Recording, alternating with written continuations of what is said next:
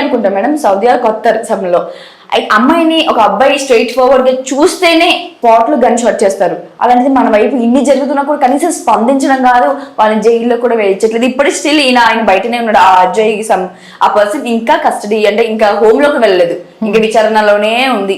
విచారణలోనే వాడిని పెట్టి బాగా చక్కగా మేపి దున్నపోతులాగా తయారు చేస్తారు. ఎలాంటి సమాజంలో బ్రతుకుతున్నాం మనం? దీని నుంచి బయటపడడానికి మనకి మనమే తోడుగా నిలబడాలి. ఆ మనలో ప్రతి ఒక్కరూ ఉండాలి. ఇలాంటి సంఘటనలు మళ్ళీ మళ్ళీ రిపీట్ కాకుండా ప్రతి ఒక్కరికి తోడుగా నిలబడాలి. మీరు గవర్నమెంట్ కి కానీ లేదంటే ఇప్పుడు మనకి రేవంత్ రెడ్డి గారు ఉన్నారు, వీళ్ళు స్పందిస్తే కూడా అక్కడ ఏదైనా ఒక మార్పు జరుగుతుంది, ఖచ్చితంగా జరుగుతుంది. సో మీరు ఈ రోజు మా ఛానల్ తరఫు నుంచి మీరు ఏం చెప్పబోతారు? దేశానికి సంబంధించిన విషయం అమ్మ, ఒక రాష్ట్రానికో ఒక జిల్లాకో సంబంధించిన విషయం కాదు, ప్రతి ఒక్కరము స్పందించాల్సిన విషయం. మన నేతలకు కావచ్చు, మన రాష్ట్ర నేతలకు కావచ్చు, మన దేశ నేతలకు కావచ్చు, ప్రతి ఒక్కరికి మనస్ఫూర్తిగా విన్నపించి చెప్పుకుంటున్నది ఏంటి అంటే, కఠినమైన చట్టాలని తీసుకుని వద్దాం. ఆడపిల్లని అమ్మలాగా చెలిలాగా చూడగలిగే స్థితిని మన మగపిల్లలకి కల్పించే చట్టాలని తీసుకుని వద్దాం. ఆడపిల్లని వంకర బుద్ధితో చూడాలి అంటే భయపడాలి. ఆ భయం ఎలా ఉండాలి అంటే భక్తిగా మారాలి. ఆదిశక్తిని చూసినట్టు భయపడాలి. అలాంటి చట్టాలని తీసుకురావాలి. చట్టాలు, న్యాయాలు, ధర్మాలు అన్నీ కూడా ఎప్పుడో మనకు విచారణకు వచ్చి ఎప్పుడో జరిగేటట్టు కాదు, అప్పటికప్పుడు జరిగేటట్టు. కరోనాలో మనం ఎంత స్పాట్ డెసిషన్స్ తీసుకున్నాం, అలాంటి డెసిషన్స్ తీసుకునే చట్టాలు కావాలి. ఇలాంటి సంఘటనలు జరిగినప్పుడు ఖచ్చితంగా అలాంటివి తీసుకుంటే ఇవి రానున్న రోజుల్లో ఖచ్చితంగా జరగకుండా అరికట్టగలుగుతాము. ఇప్పుడే స్టార్ట్ చేయాలి. అసలు ఖచ్చితంగా స్టార్ట్ చేయాలి. స్టార్ట్ అవుతే నెక్స్ట్ ఇంకొక మౌమిత గాని, ఇంకొక దిశ అని, ఇంకొక నిర్భయ అసలు రారు. ఎన్ని సంఘటనలు జరుగుతున్నాయి. ఇలాంటి సంఘటనలు మళ్ళీ మళ్ళీ రాకుండా ఖచ్చితంగా మనం ఇప్పుడే ఇది రూట్స్ నుంచి బయటికి పీకేసే అంత శక్తిని ఇప్పుడే మనం పుంజుకోవాలి. దీన్ని మళ్ళీ డైవర్ట్ అవ్వనివ్వకూడదు. మరో దిశలాగా, మరో నిర్భయ కేసులాగా అవ్వనివ్వకుండా చూడాలి. అలాంటి పరిస్థితుల్ని, అలాంటి చట్టాలని, అలాంటి ధర్మాలని, న్యాయాల్ని తీసుకురావాలని చెప్పి మనస్ఫూర్తిగా కోరుకుంటున్నామండి.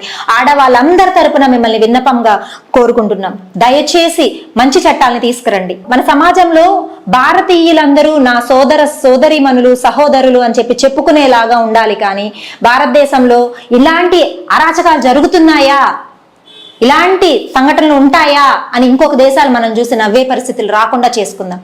ఈ ఘటన జరిగాక ఆ ప్రిన్సిపల్ గురించి కొన్ని రూమర్స్ వస్తున్నాయి, దాని గురించి మీరు? ఈ ప్రిన్సిపల్ అమ్మ ఆ సంఘటన జరిగిన ఆ రోజే రిజైన్ చేశారు. వెంటనే ఇంకొక కాలేజీలో తనకి పోస్టింగ్ వచ్చింది. రిజైన్ చేసిన వెంటనే ఎలా వస్తుంది అంటే ప్రీ ప్లాన్డ్ గానే చేస్తున్నారు. వెంటనే నెక్స్ట్ డేనే ఒక స్కూల్లోనా కాలేజ్ లో అడ్మిషన్ దొరకాలి, మినిమం టైం పడుతుంది. తర్వాత ఈ రూమ్ కి, సెమినార్ హాల్ ఏదైతే అమ్మాయి వచ్చి రెస్ట్ తీసుకోవాలి, 36 గంటలు తను వర్క్ చేసిన తర్వాత కొద్దిసేపు మనం విశ్రాంతి తీసుకోవాలని చెప్పి వెళ్తే ఆ సంఘటన జరిగి తను అలాంటి పరిస్థితుల్లో, దారుణమైన పరిస్థితుల్లో చనిపోవాల్సి వచ్చింది. అంతే, చనిపోవడం కూడా కాదు, 2 సీసీ కెమెరాస్ ఉన్న రూమ్స్ లో రీమోడిఫికేషన్ అని చెప్పి డిస్ట్రాయ్ చేశారు. అప్పుడే పనులు స్టార్ట్ చేశారు. అంటే ప్లాన్ తోటి చేశారు. అంటే మనకు కావాల్సిన ఎవిడెన్స్ అన్నిటినీ డిస్ట్రాయ్ చేశారు. మెల్లమెల్లగా అది ఎప్పటికీ నిప్పుని దాచిపెట్టలేరు కదా, మెల్లమెల్లగా బయటకు వచ్చింది. ఖచ్చితంగా అందరూ బయటకు వస్తారు. బయటికి రావాలి అని మన గవర్నమెంట్ అనుకుంటే అది పెద్ద కష్టం కూడా కాదు. పెద్ద వాళ్ళ హస్తాలు ఉండవచ్చు. ఇప్పటి వరకు ఆపగలిగారేమో. ఖచ్చితంగా ఇంకా సుప్రీంకోర్టు ఎంటర్ అయింది కాబట్టి ఖచ్చితంగా దీనిని ఆపలేరు. ఖచ్చితంగా మంచి న్యాయం జరుగుతుంది అని దిశ కేసులో ఎలాగైతే ఇమీడియట్ గా ఎన్కౌంటర్ చేశారో అలాంటి మంచి చట్టం రావాలి ఇప్పుడు. అలాంటి న్యాయం జరగాలని చెప్పి కోరుకుందాం. మేడం, మన సిచ్యువేషన్ చూసాం మౌమిత గారిది. సో ఎలాంటి సిచ్యువేషన్ తను ఉన్నారో ఒకసారి కొంచెం మీరు మీ మాటలో. 36 గంటలు ఒక డాక్టర్ పనిచేసిన తర్వాత రెస్ట్ ఖచ్చితంగా అవసరం. అలాంటిది రెస్ట్ తీసుకోవాలని చెప్పి తను సెమినార్ హాల్లోకి వెళ్ళింది. సెమినార్ హాల్లో తను విగత జీవిగా కనిపించింది. ఎలాంటి పరిస్థితుల్లో ఉంది అంటే తను స్పెట్స్ పెట్టుకుంటుంది. ఆ స్పెట్స్ ని గుద్దితే కన్ను గుడ్డులో గుచ్చుకుని రక్తం వస్తుంది. అయినా కూడా తను అలాంటి పరిస్థితుల్లో బాధను అనుభవించింది. పెదాలన్నింటినీ పగలగొట్టారు. థైరాయిడ్ గ్లాండ్ వెనుకల ఉన్న ఈ వెముకని వించేశారు. తను ఒక వీడియో రిలీజ్ చేసింది. ఇంత లావున ఒక పైపు లాగా తయారైపోయింది అనమాట తన కంఠమంతా కూడా. ప్రతి ఎముకని నుజ్జు చేశారు. తన కాలం 90 degrees లో విరిచిపెట్టారు. శరీరం అంతా నల్లటి మచ్చలాగా కమిలిపోయింది. బ్లడ్ క్లాట్ అయిపోయి కమిలిపోయింది. తన శరీరంలో 150 mg 150 mg స్పర్మ్ అనేది దొరకడం జరిగింది. అంటే ఒక పర్సన్ స్పర్మ్ 15 mg అయితే 150 mg స్పర్మ్ ఉంది అంటే ఎంతమంది కలిసి తనని దారుణంగా అత్యాచారం చేశారు. అలాంటి పరిస్థితిని ఒక ఆడబిడ్డ ఎలా తట్టుకోగలిగింది? ఒక చిన్న దెబ్బ తగిలితేనే మనం తట్టుకోలేము. ఒక కాలు చెయ్యో ఎక్కడైనా యాక్సిడెంట్లో విరిగిందంటేనే ఎంత కష్టపడతాం, ఎంత నరకాన్ని అనుభవిస్తాం. అలాంటిది శరీరాన్నంతా నుజ్జు చేశారు. ఆ ఆడపిల్ల ఎంత కష్టాన్ని అనుభవించి ఉంటుంది. మేడం, మనకి ఇప్పుడు ఈ ఘటన జరిగాక ఇప్పుడు మన స్కూళ్ళల్లో కానీ కాలేజెస్ కానీ ఇప్పుడు నేర్పిస్తారు ఏంటంటే చిన్న పిల్లలకి గుడ్ టచ్ ఏంటి, బ్యాడ్ టచ్ ఏంటని. మరి ఇదే విధంగా మరి అబ్బాయిలకు కూడా అదే ప్రాసెస్ లో ఎక్కడ పిల్లల్ని ఎలా చూడాలి, చెల్లిని ఎలా చూడాలి, బయట సమాజంలో అమ్మాయిని ఎలా చూడాలి, అమ్మని ఎలా చూడాలి, టీచర్స్ ని ఎలా గౌరవించాలని మరి నేర్పించరా? ఖచ్చితంగా ప్రతి తల్లి ఇంట్లోనే మొదలు పెట్టాలమ్మా నేర్పించడం. గుడ్ టచ్ బ్యాడ్ టచ్ అనేది అమ్మాయికి ఎందుకు నేర్పిస్తున్నారంటే, అమ్మ ఒకవేళ ఇక్కడ టచ్ చేసినా ఇక్కడ టచ్ చేసినా నువ్వు వచ్చి నాకు చెప్పు, అది మంచి విషయం కాదు అని చెప్పి పిల్లలకు తెలియదు కదా, అందుకని చెప్తున్నారు. కానీ అక్కడ టచ్ చేయకూడదు, అది మంచి విషయం కాదు అన్నది మగ పిల్లలకు కూడా చెప్పాలి కదా. ఇప్పుడు పిల్లలే కదా, ఇప్పుడు మగ పిల్లలే కదా రేపు ఇలాంటి పనులన్నీ చేస్తున్నారు. ఆడపిల్లలకి చెప్పడం ఎంత ఇంపార్టెంట్, మగ పిల్లలకి 2 times ఎక్కువగా ప్రతిరోజు నేర్పించడం అంత ఇంపార్టెంట్. ఇది చెడు, ఇలా చేస్తే ఖచ్చితంగా కఠినంగా శిక్ష ఉంటుంది, ఇది మంచిది కాదు, నువ్వు మంచి అబ్బాయి లాగా పెరగాలి అంటే ఇలాంటివి అసలు నీ దరిదాపుల్లో కూడా రానివ్వకూడదు అని చెప్పాలి. మా పేరెంట్స్ అందరూ ఏమనుకుంటారంటే, పేరెంట్స్ కావచ్చు, టీచర్స్ కావచ్చు, ఇలాంటి విషయాలు చెప్తే పిల్లలు ఎక్కడ డైవర్ట్ అయిపోతారో, చెడిపోతారో అనుకుంటారు. చెప్పకపోవడం వల్ల చెడిపోతున్నారు, సిగ్గుపడుతున్నారు. పేరెంట్స్ చెప్పడానికి సిగ్గుపడుతున్నారు. ఇప్పుడు మనం సినిమా చూస్తున్నాం అనుకో, ఒక సినిమాలో ఒక కిస్ సీన్ వచ్చింది అనుకోండి, వెంటనే మనము స్కిప్ చేసేస్తున్నాం. ఇది తప్పు, ఇలా చేయకూడదు, ఇలాంటి సీన్లు అసలు సినిమాలో రాకూడదు అని చెప్పి మనం వాళ్ళ ముందునే డిస్కస్ చేయాలి. ఇలాంటివి రాకూడదు, ఓహో అప్పుడు పిల్లలకి అర్థమవుతుంది, ఓహో ఇది రాంగా, ఇది తప్పు అని తెలుస్తుంది.